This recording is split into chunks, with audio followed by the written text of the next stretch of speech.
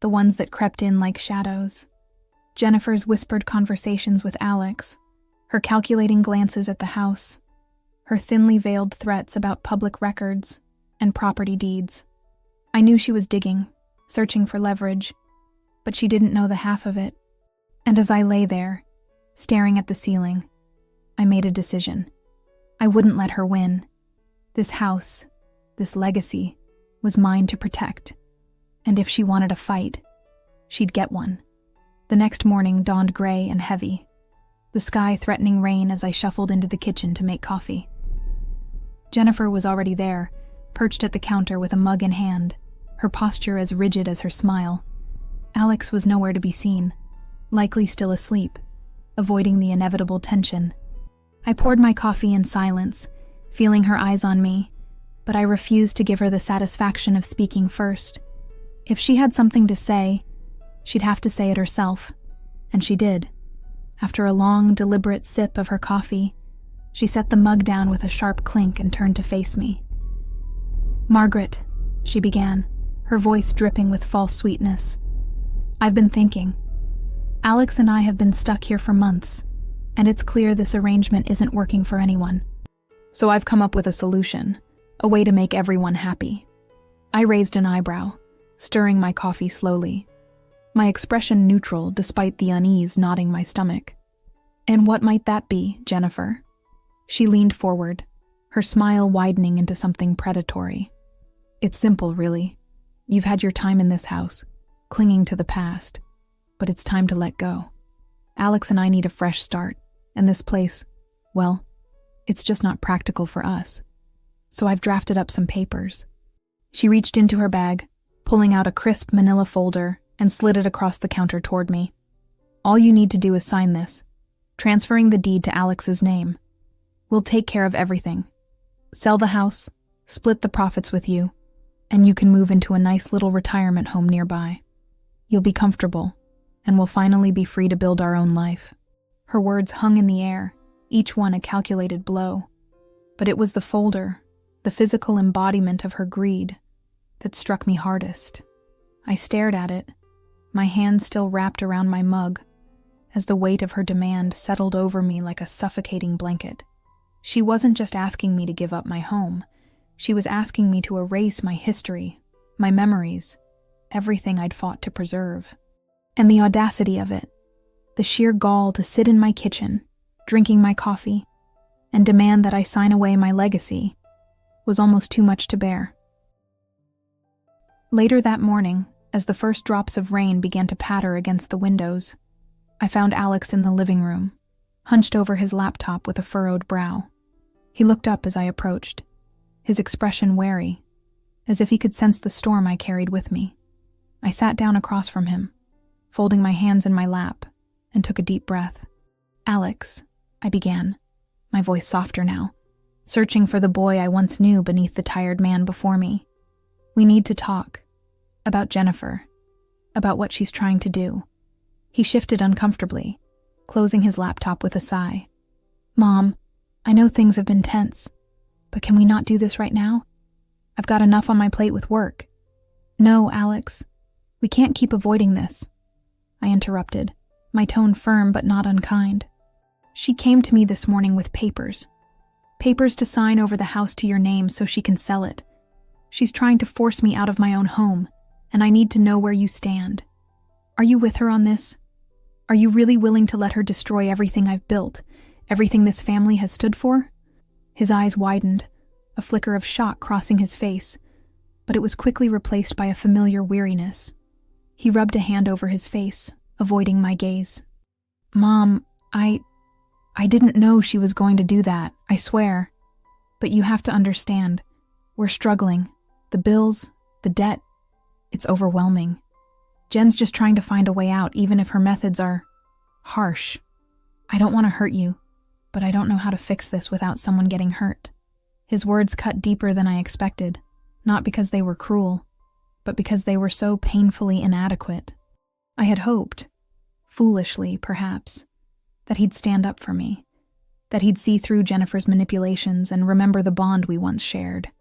But instead, he sat there, caught between guilt and resignation, unable to choose a side. I felt a pang of loneliness, sharper than ever, as I realized I truly was on my own in this fight. "Alex," I said quietly, my voice heavy with disappointment. "I've always believed in you, even when you've doubted yourself. But if you can't stand up for me now, when it matters most, then I'll stand up for myself. I just hope you don't regret staying silent." He opened his mouth to respond, but no words came. Instead, he looked away, his shoulders slumping further, and I knew I'd lost him, at least for now. I stood, my heart aching, and left the room without another word. The rain was coming down harder now, a steady drum against the roof, mirroring the turmoil in my chest. But even as I felt the weight of Alex's inaction, I felt something else stirring within me, a resolve, a fire that refused to be extinguished. If no one else would fight for my home, I would, and I'd fight with everything I had. The rest of the day passed in a blur of tension. Jennifer kept her distance, though I could feel her presence like a storm cloud hovering just out of sight. I busied myself with small tasks, tending to my garden despite the rain, knitting in the quiet of my bedroom. Anything to keep my hands occupied while my mind raced. I knew she wasn't done with me, not by a long shot. Her ultimatum had been a declaration of war, and I had no doubt she'd come for me again, armed with new tactics, new ways to twist the knife. But I was ready. Or at least I thought I was. It wasn't until late that evening, after dinner had come and gone with barely a word spoken between the three of us, that the inevitable confrontation arrived. I was in the living room, sorting through a box of old photographs, a bittersweet distraction, when Jennifer appeared in the doorway, her expression unreadable. Alex was in the kitchen, washing dishes out of earshot, but close enough that I knew he'd hear if things escalated. She stepped into the room, her movements deliberate, and I noticed she was holding something in her hand. A small key, one that looked suspiciously like it belonged to my bedroom drawer. My heart stopped for a moment, a cold dread washing over me as I realized what she'd done. She'd been snooping again, more aggressively this time, and she'd found a way into my private space. I set the photographs down, my hands steady despite the rage building inside me, and stood to face her. "What do you think you're doing, Jennifer?" I asked, my voice low and dangerous. She smirked, twirling the key between her fingers. "Oh, Margaret, don't play innocent. I know you've got something hidden in that drawer of yours. I've seen the way you guard it, the way you get nervous whenever I'm near your room. So I took a little peek while you were out in the garden earlier. And guess what? I didn't find those precious documents you're so secretive about. Not yet. But I did find this key. And I'm willing to bet it unlocks something very interesting." Her words were a punch to the gut, confirmation of my worst fears. She'd crossed a line, violated my privacy in a way that went beyond mere disrespect. But even as panic clawed at me, I forced myself to remain calm, to keep my expression unreadable. She didn't know about the documents, not yet, and I wasn't about to let her see how close she'd come. "You have no right to go through my things," I said, my voice trembling with barely contained fury. "That key doesn't belong to you, and neither does anything in this house. Put it down, Jennifer, and get out of my sight before I do something we'll both regret." Her smirk widened, a glint of triumph in her eyes. "Regret? Oh, Margaret, the only thing I regret is not doing this sooner. You think you can keep hiding behind your little secrets, but I'm done playing nice. If you won't sign the papers, I'll find another way to get what's ours. And if that means digging up every dirty little detail about this house, about you, then so be it. I'll start with whatever this key unlocks." That was the moment I snapped. All the months of pent-up anger, the countless insults, the betrayal of her invasion into my personal space. It all came crashing down like a tidal wave, and I couldn't hold it back any longer. I took a step forward, closing the distance between us, my voice rising with a ferocity I hadn't known I still possessed. "You listen to me, Jennifer, and you listen good. You've overstepped every boundary there is, and I'm done tolerating it. You think you can waltz into my home, my life, and tear it apart like it's nothing? You're not just greedy. You're cruel, manipulative, and so desperate for control that you destroy a family to get it. But you've underestimated me. You have no idea what I'm capable of. No idea what this house means to me. And if you think for 1 second that I'll let you take it, you're delusional. So take that key, take your threats, and get the hell out of my way. Because I'm not backing down. Not now, not ever. My words hung in the air, raw and unfiltered. And for the first time, I saw a flicker of uncertainty in Jennifer's eyes. She hadn't expected this. Hadn't expected me to fight back with such force, to lay bare the truth of her character in a way she couldn't ignore. Her smirk faltered, her grip on the key tightening. But she didn't respond. Not at first. Instead, she took a step back, as if my words had physically pushed her. And for a moment, I thought I'd won. I thought I'd finally broken through her armor. But then she recovered, her expression hardening once more, and she let out a bitter laugh. "Oh, Margaret, you're so dramatic. You think a little speech is going to stop me? I've got time on my side, and I'm not going anywhere. You'll slip up eventually, and when you do, I'll be there to pick up the pieces. This isn't over, not by a long shot."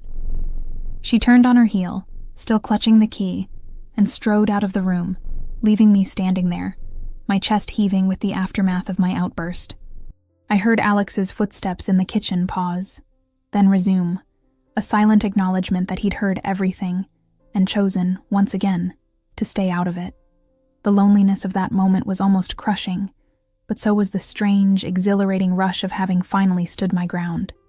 I had confronted Jennifer head-on, exposed her for what she was, and though the battle was far from over, I felt a shift within me. A realization that I wasn't just defending my home, but reclaiming my strength, my voice, after years of silence. As I sank back into my chair, the photographs forgotten, I knew this was only the beginning. Jennifer had the key, a dangerous tool in her hands, and I had no doubt she'd use it to keep digging. But I had my own weapons, my secrets, my resolve, and a house full of memories that no amount of greed could erase.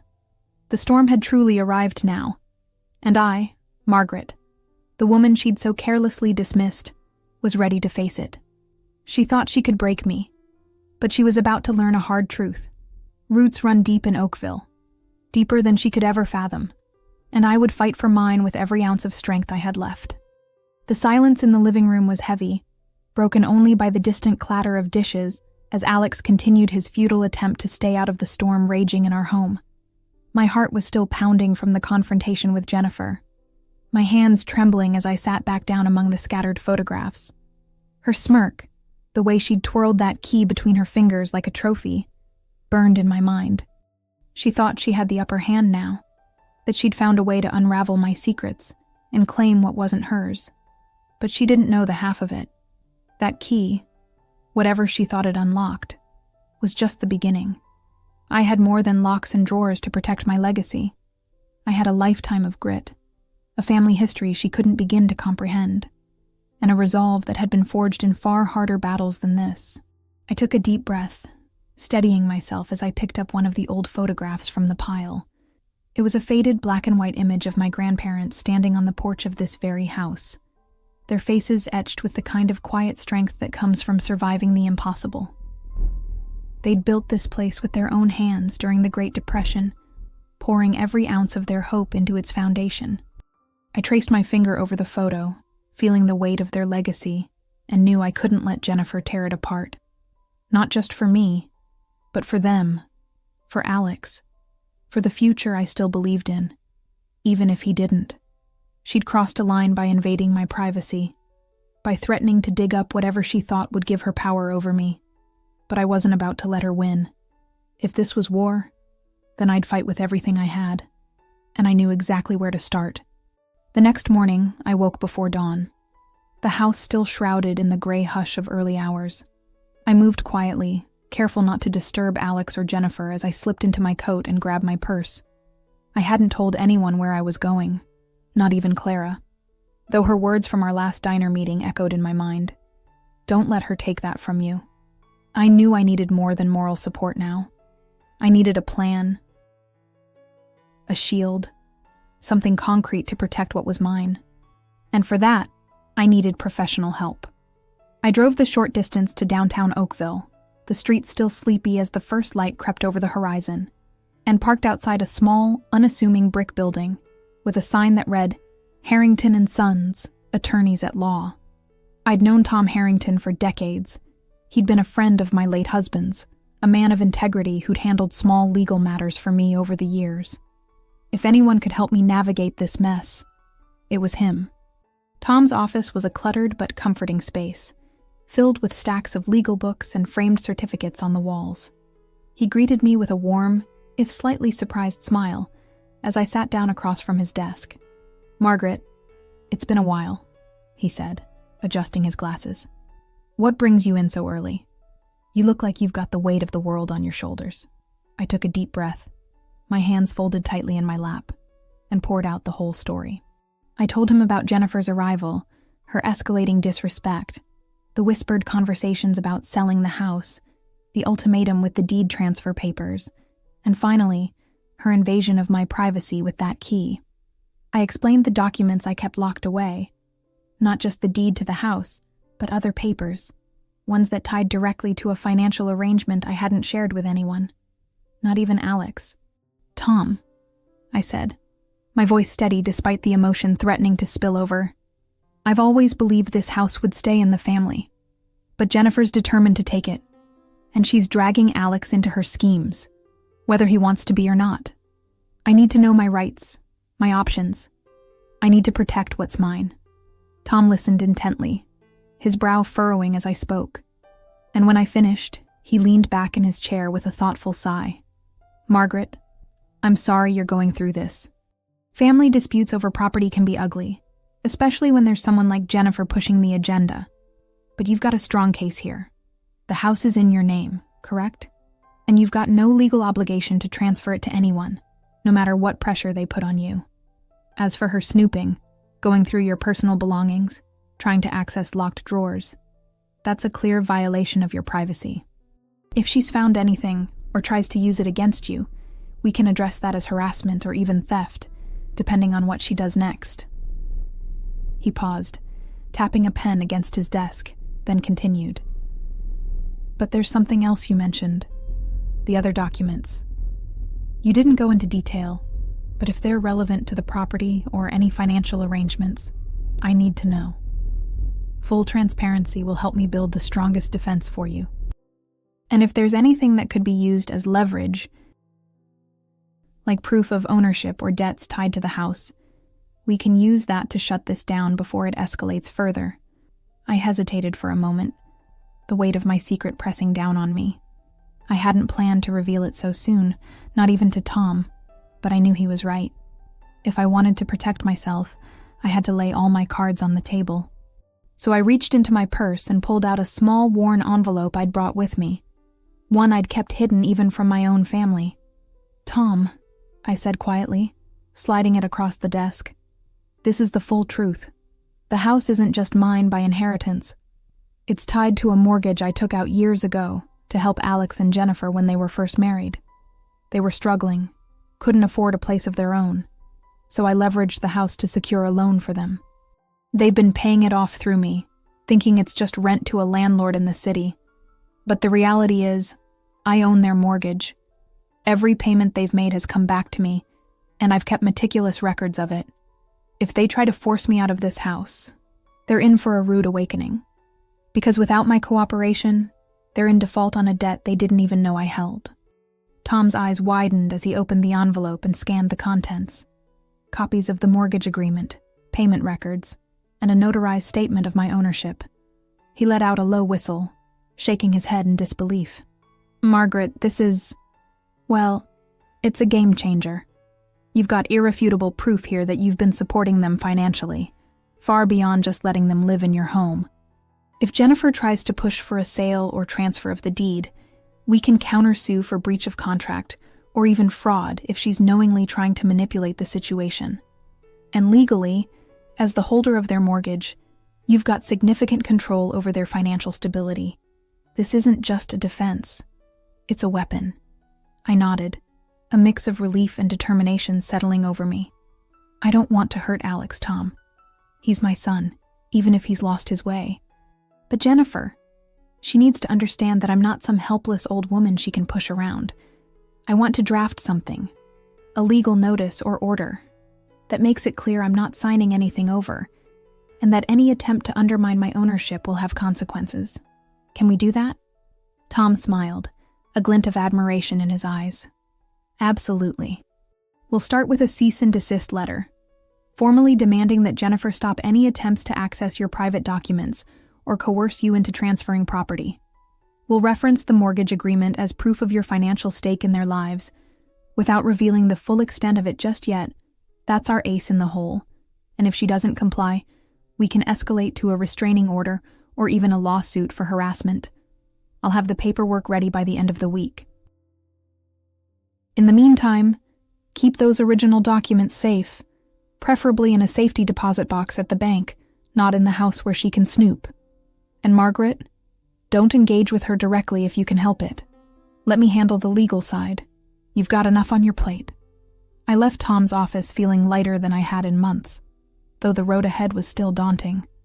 The cease and desist letter was a start, a tangible piece of power I could wield against Jennifer's manipulations. But I knew that serving her with legal papers in the heat of our conflict would only inflame things further. And I needed time. Time to think, to breathe, to prepare for the inevitable showdown. So I made another decision, one that surprised even myself. I wasn't going to stay in the house while the tension simmered. I needed space, a chance to regain my perspective, and maybe, just maybe, to let Jennifer reveal more of her true colors in my absence. That afternoon, I called Clara and asked if I could stay with her for a few days. She didn't hesitate, her voice warm with concern over the phone. Of course, Margaret. You know my door's always open. Pack a bag and come on over. We'll figure this out together. By evening, I was settled in Clara's cozy guest room on the other side of Oakville, a small suitcase at my feet and a cup of chamomile tea in my hands. The distance from my house, from Jennifer's smirking face and Alex's averted eyes, felt like a balm, though I knew it was temporary. Clara sat across from me in her living room, her knitting needles clicking rhythmically as she studied me with a knowing gaze. "You're doing the right thing, stepping away for a bit," she said. "That girl's got a storm in her, and sometimes the best way to weather it is to let her rage on her own. She'll trip up, mark my words." I nodded, sipping my tea, though my mind was far from calm. I just hope I'm not abandoning Alex by leaving. He's caught in the middle, Clara, and I don't know if he'll ever see through her. But I can't fight this battle in that house, not right now. I need to be smart about it. Clara reached over, patting my hand. "You're not abandoning him, Margaret. You're protecting yourself so you can protect him too when the time comes. He'll come around. Blood's thicker than whatever spell that woman's got on him. You just focus on your next move." Over the next few days at Clara's, I did just that. I kept in touch with Tom, who finalized the cease and desist letter and assured me it would be delivered to Jennifer by a process server within the week. I also moved my most important documents, the original mortgage agreement and payment records, to a safety deposit box at the local bank, just as Tom had advised. And I waited, letting the distance give me clarity. I didn't hear directly from Alex or Jennifer during that time, though Clara mentioned she'd seen Alex at the diner, looking more haggard than ever. He didn't say much, she told me, but I could tell he's torn up about something. Didn't even finish his coffee, just paid and left. I wondered if Jennifer had told him about the key, about our confrontation, or if she was keeping her schemes to herself, hoping to manipulate him further. Either way, my absence seemed to be stirring something in the house, though I couldn't know for sure until I returned. On the 5th day, Tom called with an update. The cease and desist letter had been served, and he'd received a furious voicemail from Jennifer, demanding to know what game I was playing. "She's rattled, Margaret," Tom said, a hint of amusement in his voice. "She didn't expect you to lawyer up. I told her any further communication needs to go through me. And if she violates the terms of the letter, any more snooping or coercion, we'll take further action. You're in a strong position now. When are you planning to go back?" I took a deep breath, staring out Clara's window at the quiet street beyond. "Tomorrow," I said. "I've had my space, my time to think. It's time to face her, to end this once and for all. I want to serve her with the full truth, the mortgage documents, if it comes to that. Can you have copies ready for me?" "Absolutely," Tom replied. "I'll have them couriered to Clara's place this afternoon. And Margaret, I'll be on standby if you need me to step in. Just say the word." That night, as I packed my suitcase to return home, I felt a strange mix of dread and determination. I had my weapons now: the cease and desist letter, the copied mortgage documents, and a renewed sense of my own strength. Jennifer thought she could break me, thought my absence was a sign of weakness, but she was about to learn how wrong she was. Clara gave me a tight hug as I left the next morning, her voice firm. "Give 'em hell, Margaret. This is your fight, and you've got every right to win it." When I pulled into the driveway of my house, the familiar sight of the peeling white paint and wraparound porch steadied me. This was my home, my legacy, and no amount of greed or cruelty could take that away. I walked through the front door with my head held high, the envelope of documents tucked securely in my purse. The house was quiet at first, almost eerily so, until I heard the sound of voices from the kitchen, Jennifer's sharp tone cutting through Alex's quieter murmurs. I took a deep breath and stepped into the room, my presence immediately silencing them both. Jennifer's eyes narrowed as she saw me, her posture stiffening at the counter where she stood with a coffee mug in hand. Alex, seated at the table, looked up with a mix of surprise and guilt, his hands fidgeting with a napkin. "So, you're back," Jennifer said, her voice dripping with disdain. "I thought maybe you'd run off for good after that little stunt with the lawyer. What's next, Margaret? You going to sue us for living here? Because I've got news for you, I'm not backing down. I've got rights and so does Alex. You can't just hide behind legal papers and expect us to roll over." I set my purse down on the counter, my movements deliberate, and met her gaze with a calm I hadn't felt in months. "Jennifer," I said, my voice steady and unyielding, "you've had your say, and you've overstepped every boundary there is. But I'm done playing your games. I've got something for you to see. Something that changes everything you thought you knew about your rights in this house." I reached into my purse and pulled out the envelope, sliding it across the counter toward her. "Go ahead. Open it. See for yourself." Her smirk faltered as she hesitated, clearly unnerved by my confidence, but curiosity got the better of her. She opened the envelope and pulled out the copied mortgage agreement, her eyes scanning the pages. I watched as her expression shifted from confusion to shock, then to a barely concealed rage. What is this?" she stammered, her voice rising. "You own our mortgage. You've been taking our money all this time, pretending to help us when you were just, what, playing landlord behind our backs?" "No, Jennifer," I said, my tone cutting through her outburst. "I wasn't playing anything. I took out that mortgage to help you and Alex when you had nowhere else to turn. I leveraged my home, my family's legacy, to give you a chance at a life together. Every payment you've made has gone through me, and I've kept every record. Legally, I hold the power here. If you try to force me out of this house, if you keep pushing with your threats and your snooping, you're in default on a debt you didn't even know existed. And trust me, I've got a lawyer who's more than ready to enforce that." Alex, who had been silent until now, stood up abruptly, his chair scraping against the floor. "Mom, is this true?" he asked, his voice raw with emotion. You did this for us? Why didn't you tell me?" I turned to him, my heart aching at the confusion in his eyes. But I didn't waver. "Because I didn't want you to feel indebted, Alex.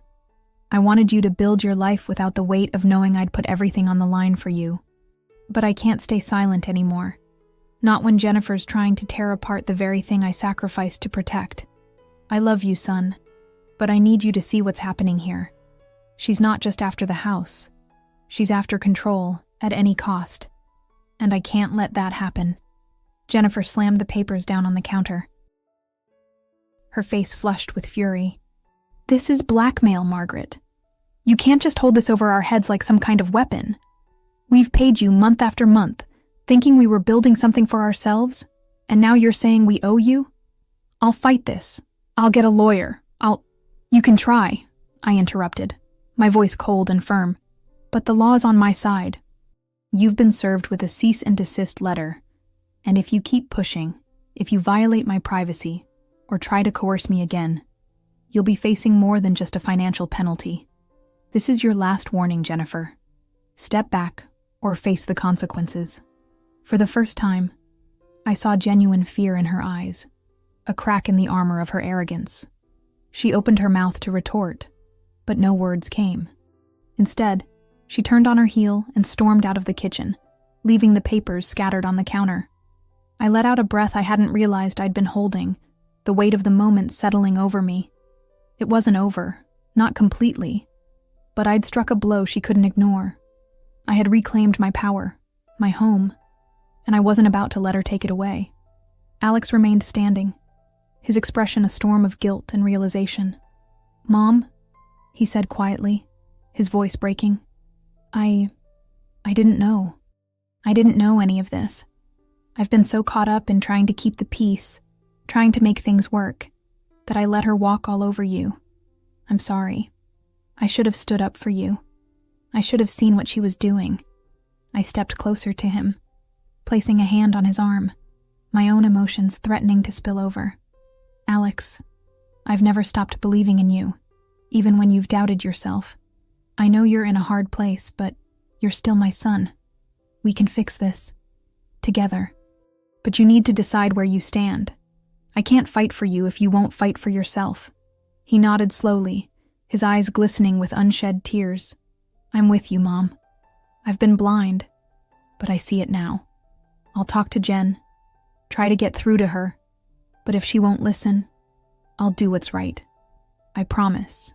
His words were a balm to the wounds I'd carried for so long, a sign that maybe, just maybe, I hadn't lost him after all.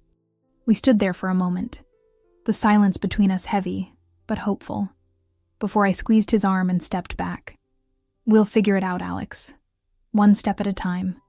In the days that followed, the house felt different, still tense, but with a newfound clarity. Jennifer kept her distance, her usual sharpness replaced by a sullen silence.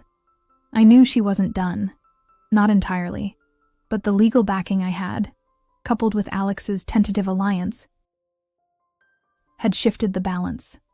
Tom checked in regularly, ensuring that Jennifer hadn't violated the cease and desist order, and I began to feel a cautious sense of peace. Alex started spending more time with me, helping in the garden, or sitting with me in the evenings, small gestures that spoke volumes. He wasn't fully back to the boy I remembered, but he was trying, and that was enough for now.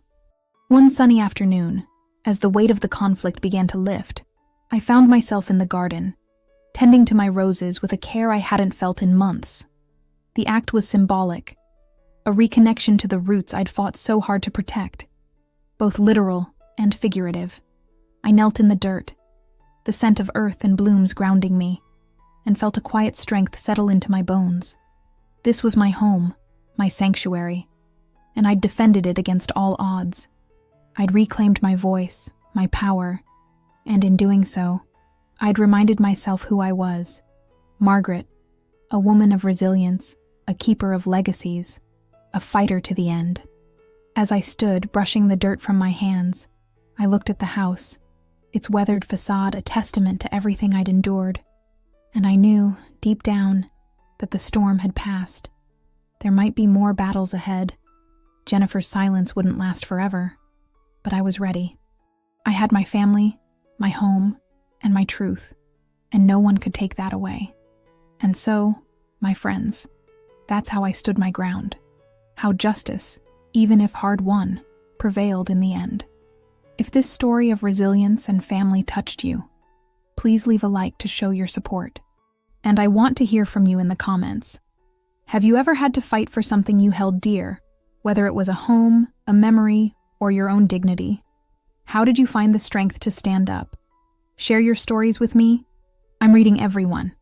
And of course, don't forget to subscribe for more tales of triumph and truth. Until next time, Take care." "She's just a senile old lady," my daughter-in-law whispered under her breath, thinking I couldn't hear her as she whisked past me in the kitchen. I simply nodded, pretending to be absorbed in the rising aroma of apple pie in the oven, a recipe passed down through generations in our family. Little did she know, I owned the very roof over her head, and soon enough, she would find out. But perhaps I'm getting ahead of myself. Let me take you back to where this all began. The story unravels on an unusually crisp autumn morning in our small town of Oakville, the kind of morning where the air has a bite and the leaves crunch underfoot. I, Margaret, a retired librarian, was sipping my usual cup of Earl Grey, gazing out the window at the children rushing to catch the school bus. It's a scene that always brought a smile to my face, a reminder of simpler times. My son, Alex, and his wife, Jennifer, had moved in with me temporarily. At least that's what they said initially. Life here was quiet, reflecting the peace I had always cherished. I spent my days tending to the garden, volunteering at the community library, and baking treats that filled the house with warmth. However, beneath this veneer of tranquility, tension simmered ever since Jennifer's subtle remarks and dismissive attitude began to poison the air. Yet, I continued on, holding on to the belief in family first, despite the shadows creeping into our home. You might be wondering why I allowed this to persist. The truth is, blood ties often entangle the heart, and as Jennifer echoed those hurtful words, I realized this was not just a clash between generations, but a looming storm ready to disrupt the life I had built. I knew that one day the truth would rise to the surface, exposing the reality hiding behind polite, feigned smiles. This, dear listeners, is a tale of resilience and unexpected revelations. If you have ever faced a moment where silence felt like the loudest scream, or if you're curious to see how justice finds its way back to those who least expect it, subscribe to this channel and hit the bell icon. You certainly wouldn't want to miss how this story unfolds, because the best is yet to come. As I sat there, the echo of Jennifer's whispered insult still lingering in my mind, I couldn't help but feel the weight of the years pressing down on me. The kitchen, once a place of laughter and shared stories, now felt like a battlefield strewn with unspoken resentments. I took a deep breath, the scent of apple pie still wafting through the air, a reminder of the traditions I had fought so hard to preserve. But beneath the surface of my calm demeanor, a storm was brewing, one that had been gathering strength for far too long. Let me paint you a clearer picture of my life in Oakville, a quaint little town nestled in the heart of upstate New York. It's the kind of place where everyone knows your name, where the local diner serves the same greasy burgers it did 30 years ago, and where the annual Harvest Festival is the biggest event of the year. My home, a modest 2-story house with peeling white paint and a wraparound porch, has stood on the edge of town for over a century. It was my grandparents' house, then my parents', and now mine, a symbol of our family's resilience, of roots that run deep into this fertile earth. Every creak of the floorboards, every scratch on the oak dining table, tells a story of love, loss, and endurance. This house isn't just a building. It's my legacy, my sanctuary, and, unbeknownst to Jennifer, the very thing she's so carelessly taken for granted. Jennifer, my daughter-in-law, is a woman who wears her ambition like a second skin. She's in her mid-30s, with sharp cheekbones and a smile that never quite reaches her eyes. When she and Alex first moved in 6 months ago, I thought it was a chance to rebuild the closeness we'd lost over the years. Alex had been distant since college, chasing dreams in the city, and I'd hoped having them under my roof would bridge that gap. But Jennifer had other ideas. From the moment she stepped through the door, dragging her designer luggage behind her, I could sense her disdain. It started with small things. Her refusal to eat my cooking, claiming it was too heavy for her diet, or the way she'd rearrange my furniture without asking, as if my home were hers to redesign. "Just making it more modern, Margaret," she'd say with a tight smile, as if I were a child who couldn't understand the need for change. But those microaggressions, as subtle as they were, began to pile up like dry kindling, waiting for a spark. One evening, as I was knitting in the living room, a hobby I've cherished since my librarian days, She walked in, her phone glued to her hand, and muttered, "I don't know how you can just sit there all day doing that. Don't you ever get bored?" Her tone dripped with condescension, as if my quiet life were a personal affront to her fast-paced world. I bit my tongue, my needles clicking a little faster, and simply replied, "It keeps my hands busy, dear." She rolled her eyes and walked away, leaving a bitter taste in my mouth.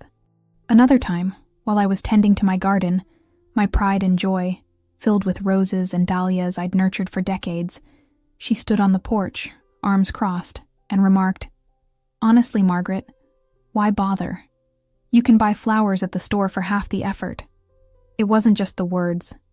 It was the way she said them, as if my passions, my history, were trivial nuisances in her perfect little world. I've spent long nights wondering what drives her cruelty. Is it resentment? Does she envy the life I've built, the stability I represent, when her own career as a freelance graphic designer seems to be a constant struggle? Or is it greed, a desire to claim what isn't hers? I've caught her more than once eyeing the house with a calculating gaze, as if she were mentally appraising its value. And then there are the hushed conversations she has with Alex late at night, when they think I'm asleep. I've heard fragments through the thin walls, words like inheritance and sell that make my blood run cold. But I've kept my silence, biding my time, waiting for the right moment to show her that this senile old lady isn't as helpless as she thinks. Alex, my only son, is a different story. At 40, he's a man caught between two worlds, mine and Jennifer's. He's always been a gentle soul, more like his father than me, with a quiet strength that hides a deep insecurity. Growing up, he was my shadow, always trailing behind me in the library or helping me in the kitchen. But life in the city changed him.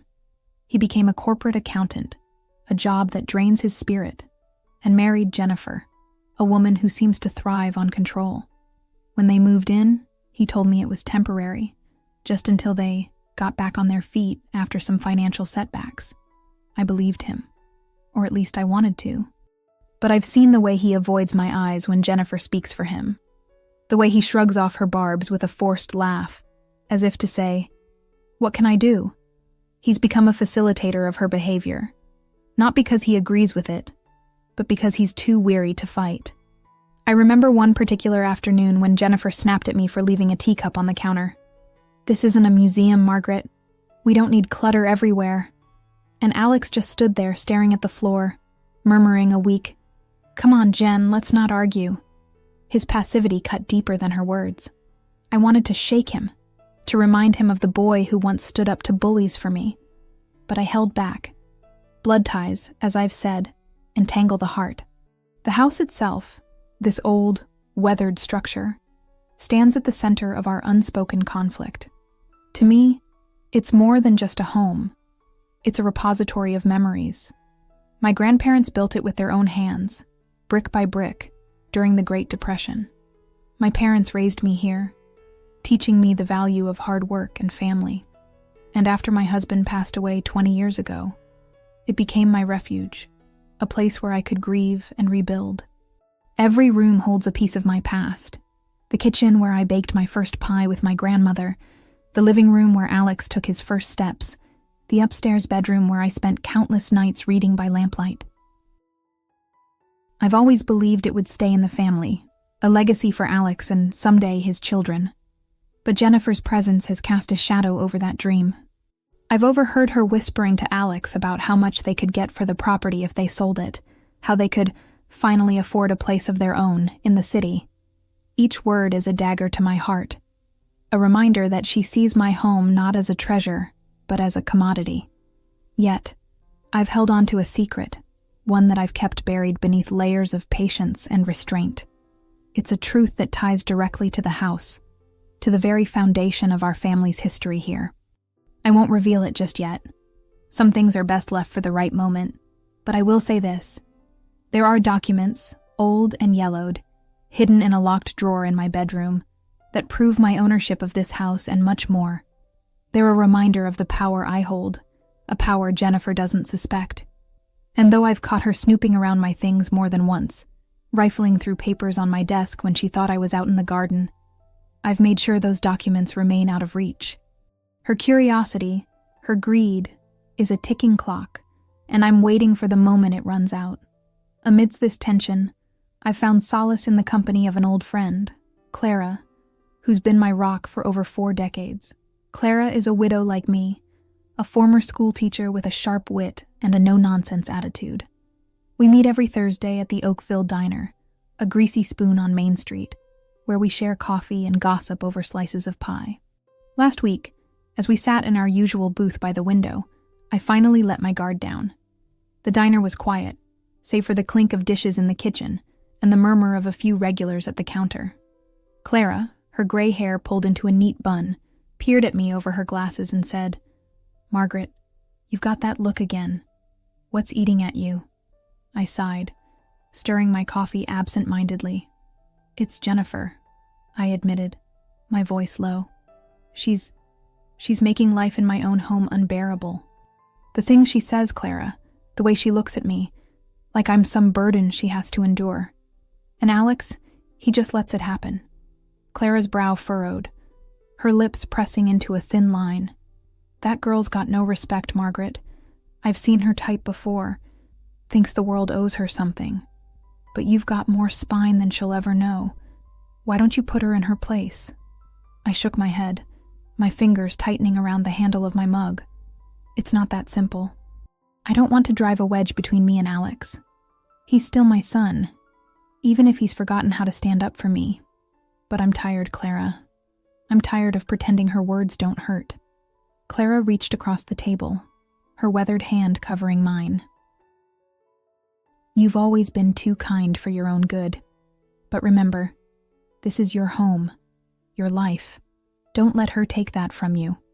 If she's digging her own grave, let her keep digging. Sooner or later, she'll hit rock bottom." Her words stayed with me long after I left the diner, a reminder that I wasn't as alone as I felt. Clara's faith in me, her unwavering support, gave me a flicker of hope. But even that flicker was nearly extinguished by what happened just a few days later. The moment that would become the climax of this chapter of my story. The spark that ignited the storm I'd been holding back. It was a Saturday evening, the kind of night where the air grows heavy with the promise of rain. I was in the kitchen, washing dishes by hand as I always do, when Jennifer stormed in, her face twisted with frustration. Alex was out, running errands, leaving us alone in the house for the first time in weeks. She stood by the doorway, arms crossed, and I could feel the venom in her gaze before she even spoke. "Margaret," she began, her voice sharp as a knife, "I've had enough of tiptoeing around you. This house, this relic, it's holding us back. Alex and I can't keep living like this, stuck in the middle of nowhere because you're too stubborn to move on. You're just a senile old lady clinging to the past, and it's pathetic." Her words hit me like a physical blow, each one a deliberate strike meant to wound. I turned slowly, the soapy dish still in my hands, and met her eyes. For the first time, I saw the depth of her disdain, unmasked and raw. But beneath her anger, I caught something else. A flicker of desperation, a hint that she knew more than she was letting on. And then, as if to confirm my suspicions, she took a step closer, her voice dropping to a hiss. "I've been looking into things, you know. Public records, property deeds. This house might be in your name now, but it won't be forever. Alex deserves his share, and I'm going to make sure he gets it, one way or another." My heart pounded in my chest, but I kept my expression neutral, my hands steady despite the rage bubbling inside me. I knew then that she'd been digging deeper than I'd realized, that her greed had driven her to uncover secrets she thought she could use against me.